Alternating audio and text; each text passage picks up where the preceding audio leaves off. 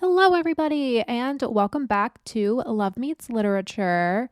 I'm your host, Rachel, and you can find me on Instagram at Paperbacks and Sketchbooks. And I am your other host, Joe, and you can find us at Love Meets Literature. You can find us on every corner of the internet, so please do give us a follow. It will help us immensely.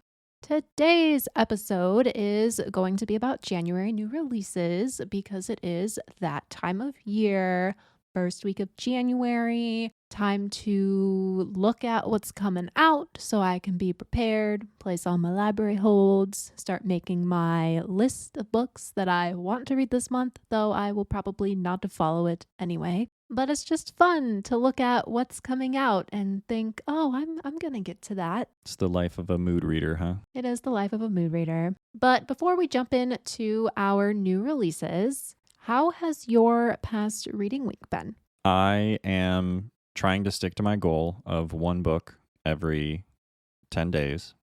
And so far, I have been reading The Abraham Lincoln Vampire Hunter by Seth Grahame-Smith. And it's been going well. I'm only 2 chapters in, but I still have quite a few days in order to complete it. So that is how it's been going. You've been reading that book for a while now. Yes, it's taken me a very long time to get through it. It got put on the sidelines for many other books, but after I read the second chapter, I started to like it a lot more, and I like the direction that the story is going. And it's finally kind of past the sort of prologue setup. And so it's much more interesting now. So I can see myself probably pretty easily flying through it in the next few days. Life's too short to read bad books, though, so if you're not vibing with it, it's okay to not finish it. That's true. We'll see. I'm going to give it at least one more chapter, and if I'm hooked by then, I'll keep going, but otherwise then we'll make the ultimate decision then. How has your past reading week been? It's been good. I finished up 2 books, and they were both very, very good. The first one that I finished up was actually gifted to me. It's called Brutal Prince by Sophie Lark, and it's number 1 in her Brutal Birthright series, which I believe can be found on Kindle Unlimited, at least from a quick Kindle Unlimited search. I found book number 2, so I'm assuming more of hers are on there as well. But it was really good. It was a dark mafia romance, which I've, for some reason, been really enjoying lately. I don't know what it is. They're just more gritty than your normal fluffy rom-com, which maybe is what I like about it, because it has the violence in it. Like, you know, if you're in a gang and a mafia, like, there's gonna be some problems that come up that you gotta solve. Usually, yeah. This book, I also really liked that it took place in Chicago. It mentioned a lot of familiar places downtown, like Navy Pier, Old Town, the Gold Coast, very familiar area around Lakeshore Drive. And it also mentioned a bunch of like dirty politics, because one of the guys in the book was running for alderman, and you know, Chicago and dirty politics, that's what it is there. So that was super interesting to read about in a fictional romance book. And I also really liked that the author, while she did focus a lot on the romance, there was also a lot of focus on the actual mafia workings, the inner workings of the gangs and their rivalries and what goes on behind the scenes, who runs the shows, like all that kind of stuff. So that was really cool. Her action scenes were also written super well. Like, I wanted more of them, like just actiony, violent scenes. I guess maybe I shouldn't want more of that, but it was like really good. I was really impressed for a dark romance. Like, you don't always get well written actiony type of scenes, but these were really good. Like, I was literally glued to my Kindle while reading this book because it was just so well written. I'm curious if well-written action scenes translates to well-written romance scenes then. Yeah, I mean, I would say like all around, like everything was written very, very well. I really liked her writing style, which makes me super excited to read the rest of the series. Sounds good. So that was Brutal Prince by Sophie Lark. And then I also finished up Shell Games by Bonnie Kistler. This one was a suspense thriller, very different from a dark mafia romance. But I was also glued to this book. I read this book in one day. It was really, really good. It's kind of hard to explain because it has a lot to do with money laundering and like fraud and all that kind of stuff. And I don't really know how like offshore bank accounts work, so I can't really talk about that in depth. I just went with it in the story for how it was written. A lot of white collar crime, as they call it. Yes, that's basically what the book was about, white collar crimes. But then the author also added the Tylenol murders, which happened in Chicago in the 1980s. And it was cool to read about. And it was interesting to see how she included her own fictional spin on it to incorporate it into her story. It was a very small portion of the story. It wasn't like the main focus of it. The main focus was more of these white collar crimes. But it's really interesting how the Tylenol murder aspect that she threw in there tied into everything else. Like the ending of the book, like absolutely blew my mind. I was like, what? This is actually happening? It's just a very confusing book to try to explain to people. I feel like it's one of those books where you have to go in completely blind. All you have to know is it's about this super rich billionaire woman, and there's a murder investigation, and white collar crimes are happening. That's all you need to know. And everything in it ends up connecting in some way. Now, I did give this book 4 stars because there was a lot happening. Like a lot happening. Like my brain was trying to keep up with everything that was happening, but also everything that was happening ended up having a purpose and connecting, and nothing was really unnecessary. But still in the moment, my brain was like, I don't know how to keep up. We reference it a lot, but it reminds me of that meme of the lady, and she's like thinking, and like all the letters and stuff are going around her head. That's how I felt when I was reading that book. I'm like, okay, so how is this white collar crime going to connect to this murder investigation? It all connected eventually. So that was really cool to see. Like overall, it was an entertaining read. It kept me hooked. Like it kept throwing me in a bunch of different directions. So I was never bored while reading it. It just wasn't a 5-star for me. But it was still really, really good. So if you enjoy mysteries or suspense novels, you want to read about some, I don't know, money laundering, fraud, criminal activities, it could be fun. Or if you enjoy money laundering, this might be a good book for you. Right. And if you want to be like confused by some like weird inclusion of the Tylenol murders, like that's good too. It does like clear up the confusion though towards the end of the book, so it ends up being really good in my opinion. The ending was satisfactory. Glad to hear it. So that's what I finished up, and this is kind of a spoiler for the end of our episode, but I don't have a current read. Oh no. I'm in limbo right now. I'm never in limbo. I think it's because I spent all day yesterday reading an entire book, and now I don't know what to read. That's always an unfortunate position to be in, which I feel like you're never in. No, I usually always have something lined up to read, but you know, I'm at a loss. I'm like, what do I read next? Maybe one of these books we're about to talk about. Possibly. I mean, I do have a couple books on pre-order for January, but we'll get there. So this episode, January new releases. I am very excited to talk about these. A lot of these come out very soon. They might already be out.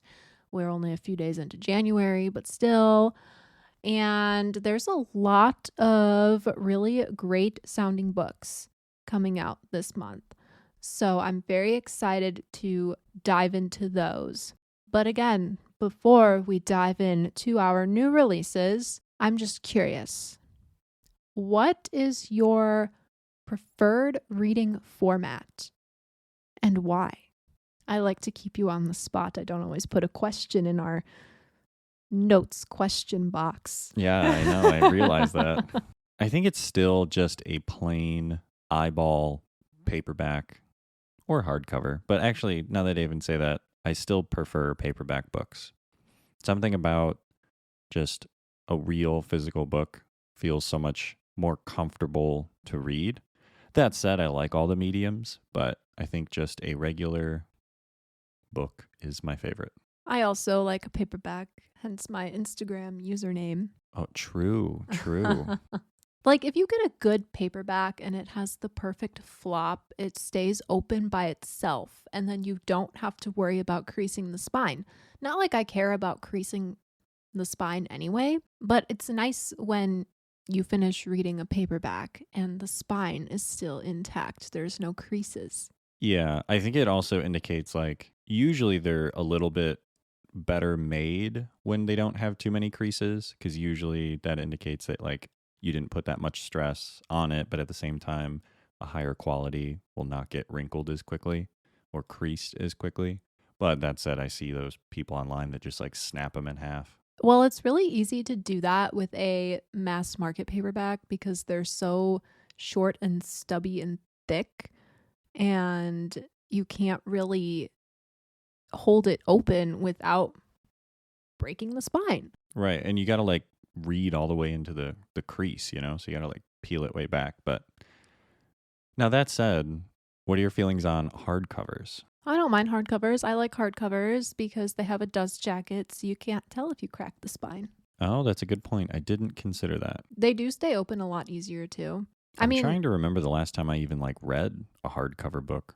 Yeah, so I like a hardcover and I like a paperback. I like physical copies. I'd say physical copies are my preferred reading format, but I also really like reading on my Kindle. I like ebooks. I feel like I read faster. My Kindle's lighter, so I can easily hold it. I will agree that digital reading in ebooks, I do feel like I can read them a lot faster sometimes, but it also depends on the book that I'm reading, I think. It's very, very book dependent. It is. Also, I feel like it might be the font size because on my Kindle, I can make the font bigger. And so my eyes don't wander as easily. Yeah, I definitely think that's a pretty big factor. I will say I think audiobooks are like the hardest to consume. I'm not sure what the word would be there, but I think for me, I can do something else while I listen to an audiobook, but what I'm doing has to be simple. Like if I'm just like working with my hands or I don't know, playing a simple game or something or like cooking even, if it's like a dish that I already know, then that's totally fine. But if I'm doing anything that requires like active, intelligent brain power, like I need to actually think of things or problem solve or something like that, I can't do audiobooks. No, I struggle with audio too. And we've discussed this before. It's because my brain pays attention to what my eyes are looking at. It's not really paying attention to what my ears are listening to, which might explain a lot of things in life. But I definitely do focus more on what I see in front of me. So audio is really hard for me to pay attention to and for me to remember. I can never really remember a ton of details when I listen to audiobooks. But if I'm doing some sort of mundane thing, then I can do audio. But if it's a very fast-paced audio, very simple story, like I could listen to a thriller on audio, like that works. But anything else, it's a struggle. Yeah, I could definitely see that. And like you mentioned, though, like a simple task, like just keeping your hands busy or something, that's easy. But anything beyond that, much, much more difficult. Yes, yes. So the consensus seems to be that physical books are our preferred format, which is great. That's why I own so many books. That's true. I actually looked the other day and I own 224 books. Which was really close to my guess. I had guessed 212. Yeah, that's the outdated number from like a month ago. Only a month? I guess. I mean, if people would stop sending me books, then it won't go up as fast. But I don't want people to stop sending me books. I like getting review copies and I like reading them and I like telling people to read them. I mean, it's a good problem to have. It is, but not when you need more shelf space. Right, that's a more difficult problem to solve. That is a difficult problem to solve when you don't have room for another shelf. But anyways, getting to these new releases, all of these books release this month, and I am very excited for nearly all of them. The first one I'm particularly excited about because I keep seeing rave reviews for this book on Instagram. I swear, every single post with this book in it, 5 stars. So I got to read it. Wow, yeah. I know. And this book is The Lodge by Kayla Olson. And this is a romance, more specifically a rom-com. Alex Morgan just got her big break as the ghostwriter of a memoir by Sebastian Green, a former member of the boy band True North. And when he offers her a penthouse at a luxurious resort in Vermont, she jumps at the chance to work far away from her noisy, cramped apartment. Her career as an entertainment journalist has been building toward this dream job. After all, she used to cover True North and was one of the last people to interview former frontman Jet Beckett before he disappeared. As she combs through her clients' voice memos, the specter of the missing lead singer remains, and fans are desperate to know the full story. But Alex also has some time for some fun at this glamorous resort, where she begins ski lessons with a handsome instructor named Tyler. As Alex and Tyler fall in love on the slopes, Alex's work takes a complicated turn, and the mystery of True North's downfall may be hers to solve. And this one publishes on January 7th. It includes boy bands and ghostwriters and romance, and what else could I possibly ask for? And Vermont. And Vermont. I do want to go to Vermont. And Maine. I want to go to Maine too. Anywhere up on the East Coast, I really want to go. I think we talk about it like almost every episode. Yeah. I think everyone knows by now that I really want to go to Maine, but Vermont is a close enough setting for me to be satisfied with that. So The Lodge by Kayla Olson. I'm very, very excited to check this one out. I was going to say that one sounds absolutely up your alley. It does. So if I don't like it, I'm going to be very upset. But I'm going to stay optimistic and think that it's going to be one of the best books I'm ever going to read. The first one on my list is 3 Wild Dogs and the Truth, a memoir by Marcus Zusak. In this funny and disarmingly honest memoir, the author of The Book Thief tells us his family's adoption of 3 troublesome rescue dogs, a charming and courageous love story about making even the most incorrigible of animals into a family. There's a madman dog beside me, and the hounds of memory ahead of us. It's love and beasts and wild mistakes and regret, but never to change things. What happens when the Zusak family opens their home to 3 big, wild, street-hardened dogs? Reuben, who's more wolf than hound, Archer, the blonde, beautiful, destructive, and the rancoriously smiling Frosty, who walks like a rolling thunderstorm. The answer can only be chaos. There are street fights, park fights, public shamings, property damages, injuries, hospital visits, wellness checks, pure comedy, shocking tragedy, and carnage that must be read to be believed. There's a reckoning of shortcomings and failure, a strengthening of will, but most important of all, an explosion of love, and the joy and recognition of family. 3 Wild Dogs and the Truth is a tender, motley, and exquisitely written memoir about the human need for both connection and disorder, a love letter to the animals who bring hilarity and beauty, but also the visceral truth of the natural world, straight to our doors and into our lives and change us forever. This one is obviously written by Marcus Zusak, who was the author of The Book Thief, and I loved The Book Thief. And as if you couldn't tell from the description, he writes very elegantly. So this one seems super interesting. I also have the feeling it's going to be quite sad. And this one's published on January 21st. Sounds interesting. I did not know that he was going to be releasing a memoir. I had no idea either. I don't know if I've read anything else that he has written. I haven't even read The Book Thief, so you have one up on me there. It's very good. I think you would like it. I know, everyone keeps telling me that, but I just haven't gotten around to it. I got a lot of other things I need to get around to first. Yeah, that's true. You've got quite a bit on the list. Another book that I'm very excited for that releases in January is The Kennedy Girl by Julia Bryant Thomas, and this is a historical fiction novel. I actually have an advanced copy of this sitting on my NetGalley shelf, so I'm super excited to read this very, very soon. It's the 1960s, and the fashion culture of New York, Paris, and Milan is starting to make an impression on the mid-century American woman. Jackie Kennedy's effortless style leads the nation, although Mia's bustling bakery job doesn't often give her the time or money to craft a stylish closet after her idol in the White House. But when a mysterious stranger suddenly offers her a modeling job in Paris at the esteemed House of Rousseau, she takes a chance on it, despite knowing nothing about the world of fashion. As an orphan with big dreams, holding a one-way plane ticket to Paris, she sets off for what she hopes is a better life. But the job of a model runs deeper than photo shoots and runway walks, and as Mia adjusts to the Parisian lifestyle, she realizes that not everything is as it seems. Becoming more and more successful in her position as an up-and-coming model, she is soon drawn into the Cold War by the very fashion house she works for.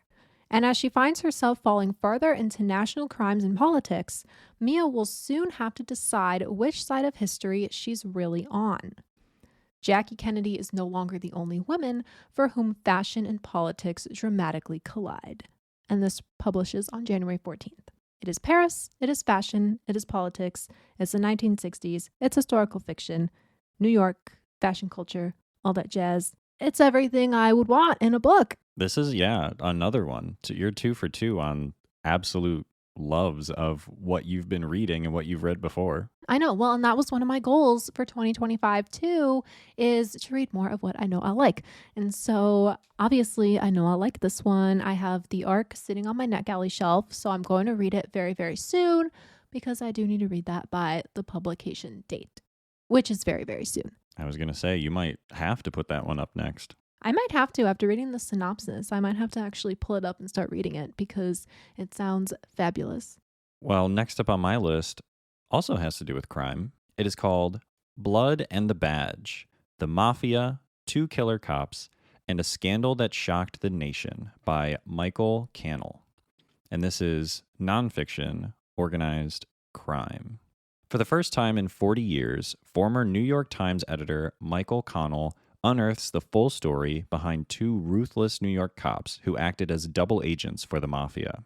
No episode in NYPD history surpasses the depravities of Louis Eppolito and Stephen Caracappa, two decorated detectives who covertly acted as mafia informants and paid assassins in the Scorsese world of 1980s Brooklyn.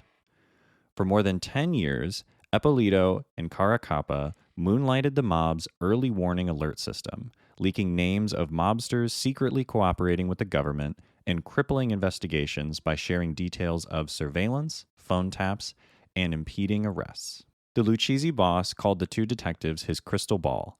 Whatever detectives knew, the mafia soon learned. Most grievously, Eppolito and Caracappa earned bonuses by staging 8 mob hits, pulling the trigger themselves at least once. Incredibly, when evidence of their wrongdoing arose in 1994, FBI officials failed to muster an indictment. The allegations lay dormant for a decade and were only revisited due to the restlessness follow-up by Tommy Dades, a cop determined to break the cold case before his retirement. Eppolito and Caracappa were finally tried and then sentenced to life in prison in 2009, nearly 30 years after their crimes took place. Cannell's Blood and the Badge is based on entirely new research and never before released interviews. Eppolito and Caracappa's story is more relevant than ever as police conduct comes under ever increasing scrutiny. And this comes out January 12th. I also apologize because I don't think I said some of those names correctly. You have 2 nonfictions on your list of new releases. A memoir is nonfiction, and that one's nonfiction. I guess I don't know why I forgot a memoir was nonfiction. It is definitely nonfiction. But this one, I know this story. I've heard this story before. I think it was on a TV special or something like that. I can't remember if it was a whole movie or if it was just some episodes or something, but this was incredibly interesting when I had seen it on TV. So this book, especially if there's like new interviews and stuff like that, I would love to read this. Yeah, it could be interesting. I know nothing about that, so. It's a real life mafia story. Oh, well, I'm assuming so because it's a nonfiction book. It's true. It's really when I had seen I think it was like an interview or something like that on TV a long time ago. It was super interesting. I remember watching it with my dad, so might have to get this book or at least let him know about it because I bet he would be interested in reading this. Another book I'm very excited for is A Sea of Unspoken Things by Adrienne Young, and this is a mystery blended with magical realism. James and Johnny Golden were once inseparable. For as long as she can remember, James shared an almost supernatural connection with her twin brother Johnny that went beyond intuition. She could feel what he was feeling. So when Johnny is killed in a tragic accident, James knows before her phone even rings that her brother is gone and that she's alone, truly alone, for the first time in her life. When James arrives in the secluded town of Six Rivers, California, to settle her brother's affairs, she's forced to revisit the ominous events of their shared past and finally face Micah, the only other person who knows their secrets, and the only man she has ever loved. But as James delves deeper into Johnny's world, she realizes that their unique connection hasn't completely vanished. The more she immerses herself in his life, the more questions she has about the brother she thought she knew. Johnny was hiding something, and he's not the only one. The deeper she digs, the more she is compelled to unravel the truth behind the days leading up to Johnny's death. Ultimately, James must decide which truths should come to light, and which are better left buried forever. This publishes on January 7th.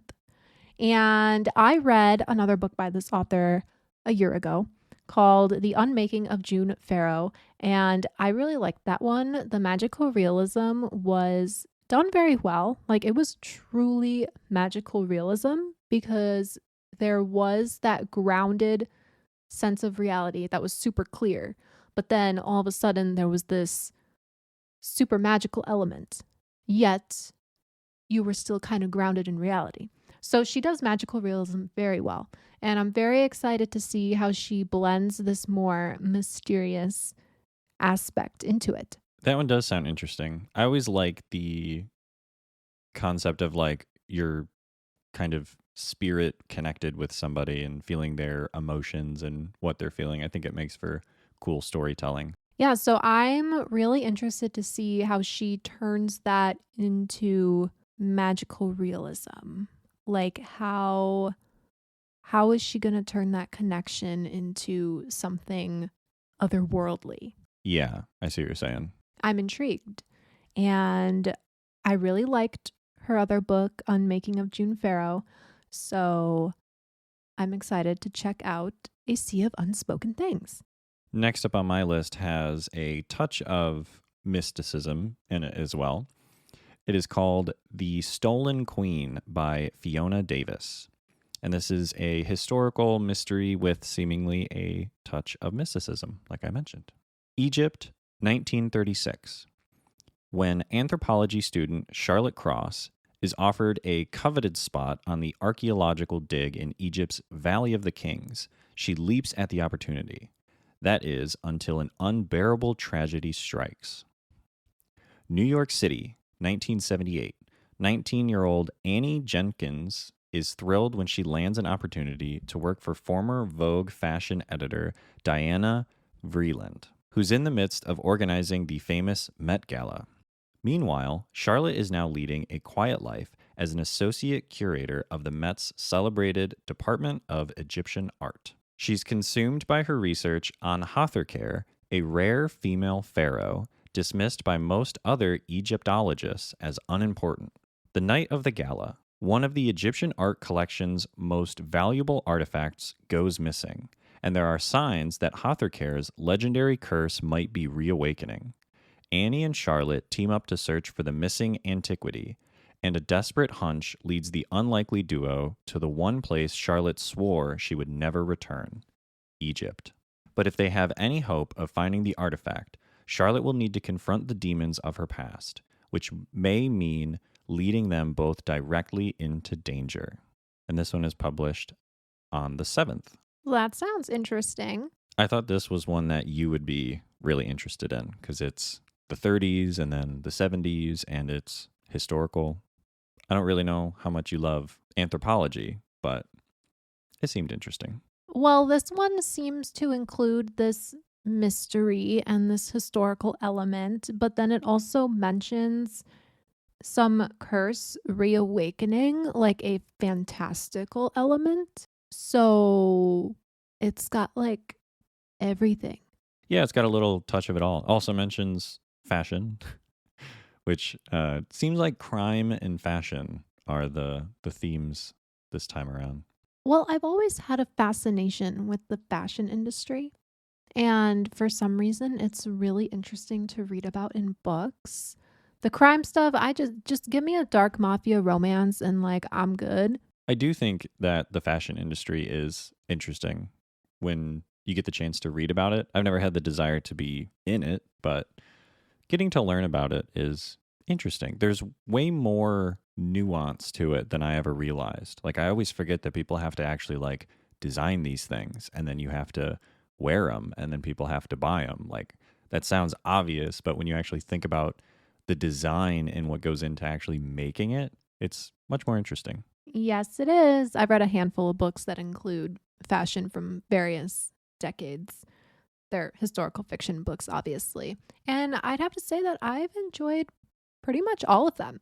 So, your historical mystery, fantasy, magical realism kind of history thing that you've got going on here, I might have to read it. The final book on my list of new releases is Trust Issues by Elizabeth McCullough Keenan and Greg Wands. Siblings Hazel and Kagan Bailey haven't been close for a long time, but when their mother passes under mysterious circumstances, an investigation quickly follows, and the siblings are high on the list of possible suspects. As they deal with the emotional tragedy of losing their only living parent, brother and sister are forced to team up against a master con man, someone they once called family. After the silver-tongued trickster disappears with the family fortune, Hazel and Kagan must put aside their differences to track him down.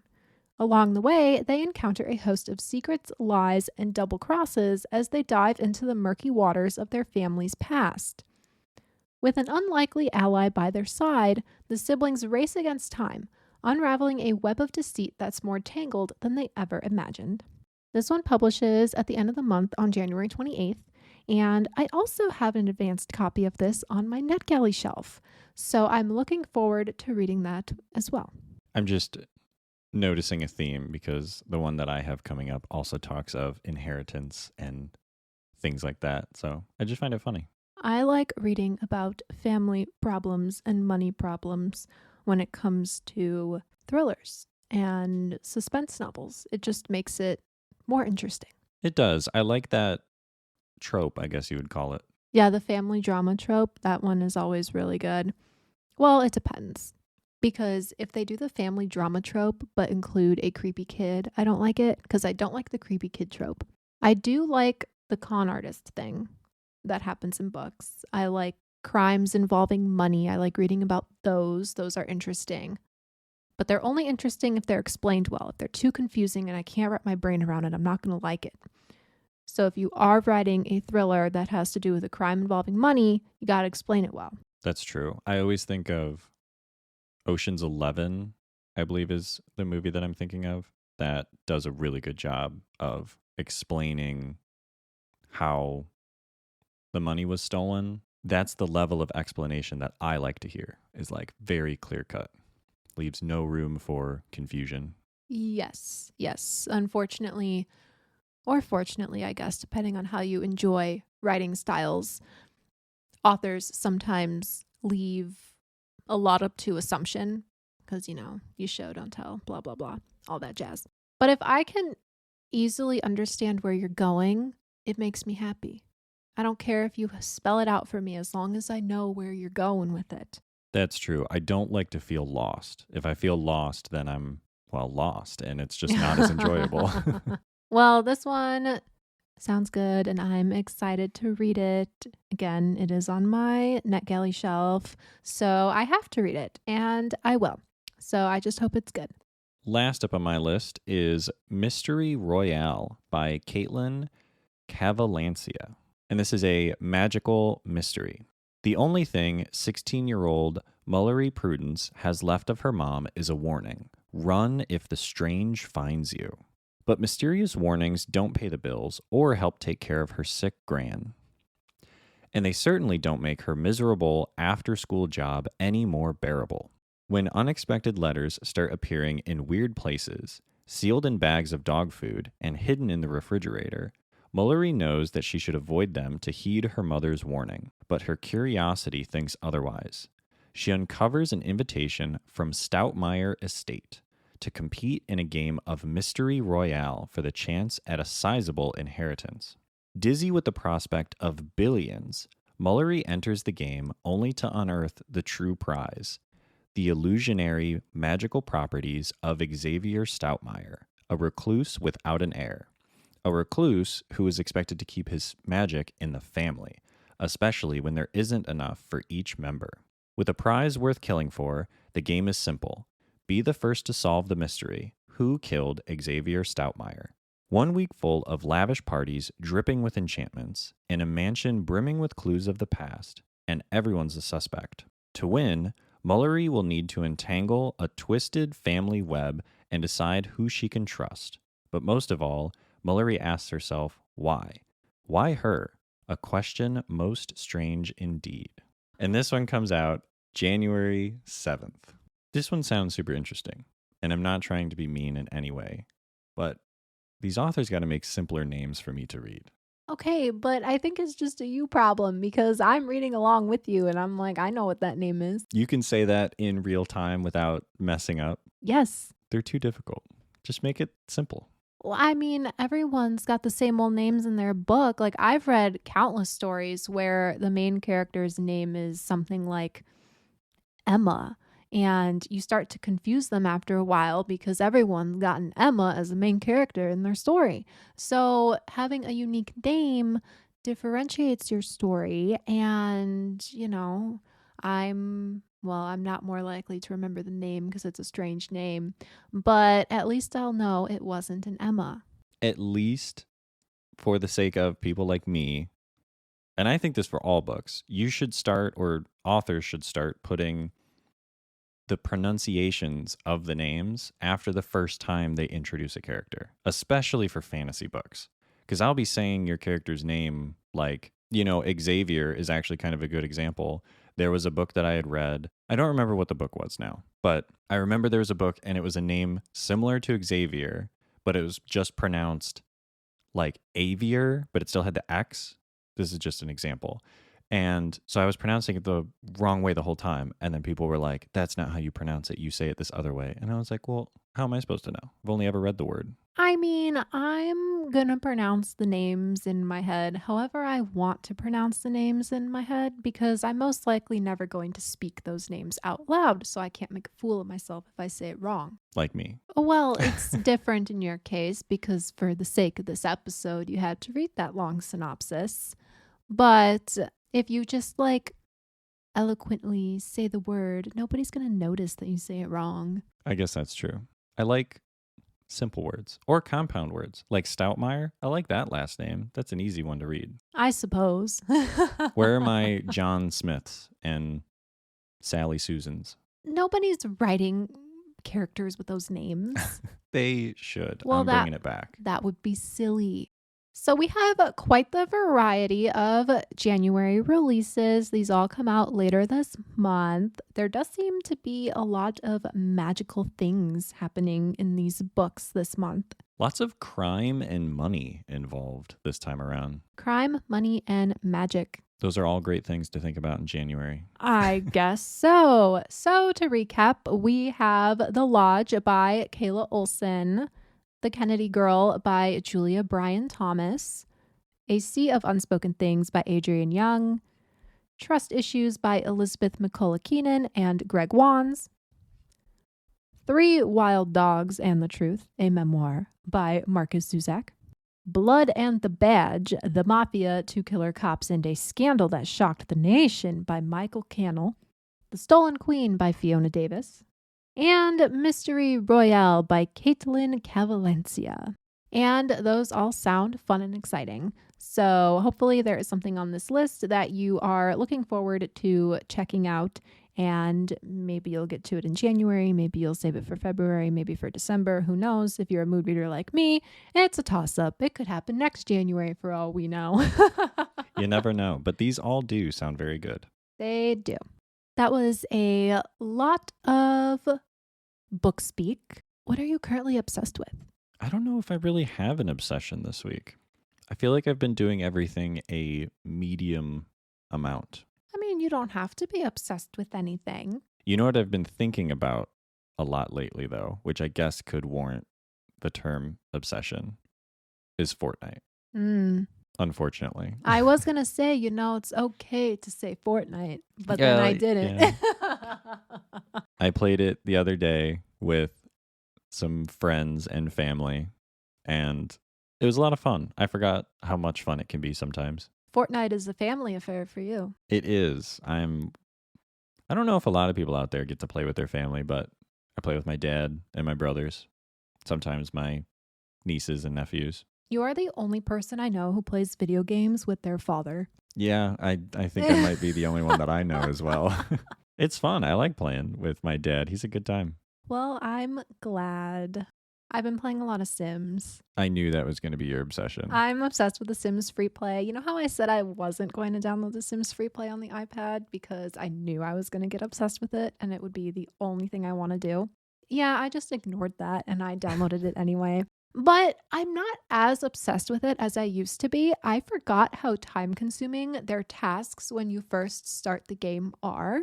I don't have a lot of life points. I mean, I just spent them all on an engagement ring for 2 of my Sims, so I don't have enough to speed things along anymore. So I have to wait patiently for buildings to finish building, for people to stop doing their hour-long actions to complete quests.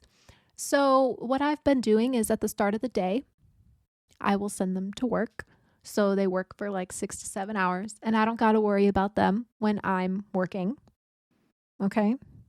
Right. And then at night when I'm going to go to sleep, I put them to sleep so I don't have to worry about them when I'm sleeping. And, we've got a good cycle going on right now, me and my Sims. It reminds me of those, what were those little things called that you had to like take care of them? Tamagotchis. Oh, That's what they were called. Yeah. Those things. That's what it reminds me of. Like you're putting it to bed when you go to bed. I never had one of those. I didn't either. I don't really know what you do with them, but I know you had to take care of them. I know that much at least from the commercials on television. But The Sims Free Play, I really like because it's a good alternative if you don't have the funds or the operating software to get the actual Sims games. And I feel like it still has pretty good features. Like, yeah, you can't do as much as you could on, say, like The Sims 4, but it's still satisfying. Like, I'm still playing The Sims. They're still doing simmy things. So it works. I'm building up my town. I've got, I think, 6 residents. One of my residents had a baby. So the baby was delivered by Stork. It took 24 hours for it to be delivered. And I'm having fun decorating all their homes. Although I'm kind of poor at the moment because I spent all my money on building a stadium and then building more places of work because I don't want them all to just be firefighters. So there we are. And then I'm also trying to build this other building so I can get more hobbies because right now everyone's hobby can either just be fishing or cooking. And that's kind of boring. I don't want all my Sims to just cook or fish. I mean, they'd be really good at catching their own fish and then cooking them. I know. Well, oh my God, the funniest thing happened in my game today. I had this one lady fish, and then all of a sudden, this giant fish comes out of the pond and eats her. Yeah, it ate her. And I was like, oh my God, did he just kill my Sim? Is this my bad luck? Because when I've played The Sims 4, I've burnt down many houses just by trying to make eggs and toast. And like, I feel like I'm cursed with The Sims. Thankfully, she's not dead. It was just a thing. Like, I'm telling you, I wish I had a video of it because this is the strangest thing I've ever seen in a Sim game. The fish came out of the water, it ate her. And then it's like jumping up out of the water, and I have to tap the little exclamation button that pops up above his head. Right. And he'll spit out life points and simoleons. And then the final time you tap on him, he spits out your Sim, but then it looks like your Sim is going to drown in the lake. So that's when I was like, okay, she's done. She's dead. I've killed another Sim. But no, she managed to crawl up onto the dock and she's not dead. She's alive and thriving, but she might be traumatized. Yeah, probably.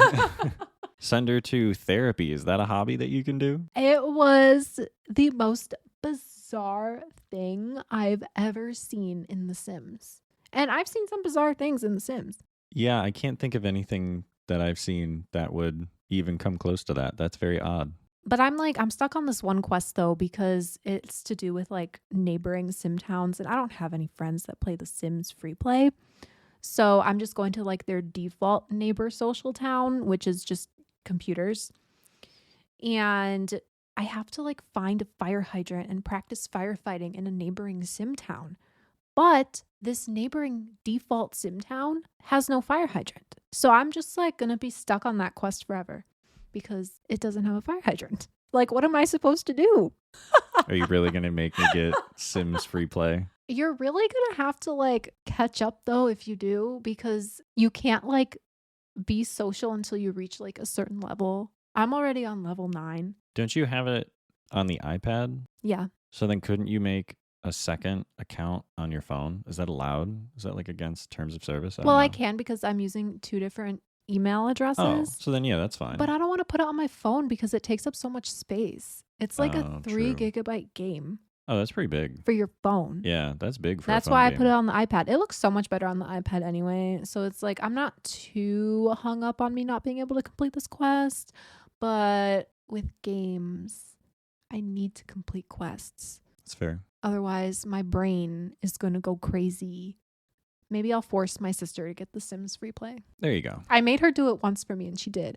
I bet she'll say no now, but maybe I never can know. force her. So I'm obsessed with The Sims free play this week, and it's probably going to be that for who knows how long. Forever. Forever I'll be obsessed with it, but it's just so fun. So we already have established that I don't have a current read. I'm reading nothing this week so far. I need to figure that out.